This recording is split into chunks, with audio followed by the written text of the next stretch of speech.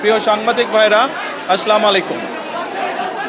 আপনাদেরকে এবং আপনাদের মাধ্যমে প্রিয় দেশবাসীকে আমি আবারও আজকের পবিত্র ঈদুল ফিতরের ঈদ শুভেচ্ছা জানাচ্ছি। ঈদ মোবারক।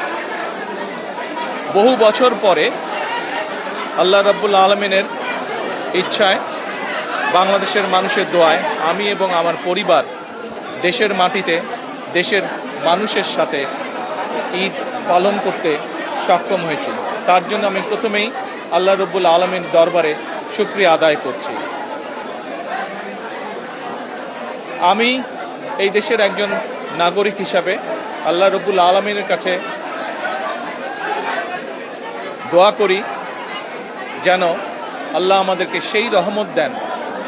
আজ এই ঈদে বাংলাদেশের মানুষ যতটা নির্বিঘ্নে বা যতটা শান্তিতে ঈদ উদযাপন করতে সক্ষম হয়েছে, ইনশাল্লাহ ভবিষ্যতের ঈদগুলোতে যেন আরও বেশি শান্তিপূর্ণভাবে আমরা ঈদ উদযাপন করতে সক্ষম হই, দেশের সকল শ্রেণী পেশার মানুষকে সাথে নিয়ে।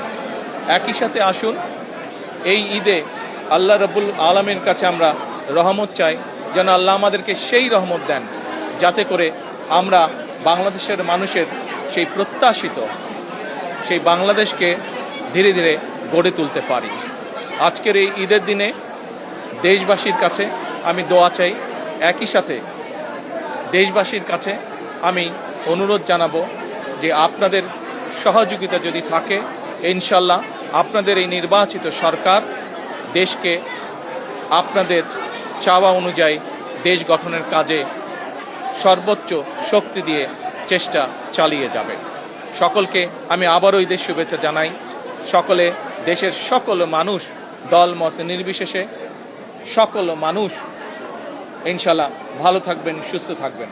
আজকের এই দিনে আমরা আবারও গভীর শ্রদ্ধার সঙ্গে স্মরণ করছি 1971 সালে যারা জীবন বাজি রেখে এই দেশকে স্বাধীন করেছিলেন, সেই শহীদ, সেই হতাহত মুক্তিযোদ্ধাদেরকে আমি একই সাথে স্মরণ করতে চাই 2024 সালের ছাত্র জনতার গণ আন্দোলনের মাধ্যমে এই দেশকে স্বৈরাচার মুক্ত করতে গিয়ে যারা শহীদ হয়েছেন, যারা হতাহত হয়েছেন, সেই সকল গণতন্ত্রের যোদ্ধাদেরকে, সেই সকল গণতন্ত্রে শহীদ হওয়া মানুষগুলোকে, তাদের সকলের আত্মার মাগফিরাত কামনা করছি। সকলকে আবারও ঈদের শুভেচ্ছা। ঈদ মোবারক। আসসালামু আলাইকুম।